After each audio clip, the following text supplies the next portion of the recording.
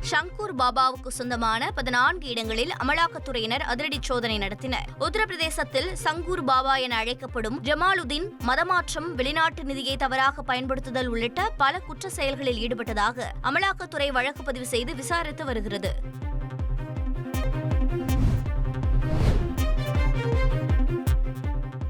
உத்தரப்பிரதேச மாநிலம் வாரணாசியில் தொடர் மழையால் கங்கை நதியின் நீர்மட்டம் தொடர்ந்து உயர்ந்து வருகிறது.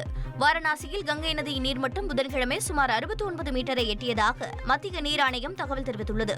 இந்நிலையில் சுற்றுலா பயணிகளை வெகுவாக கவர்ந்துள்ள நமோ காட் பகுதியில் வெள்ளப்பெருக்கு ஏற்பட்டுள்ளது.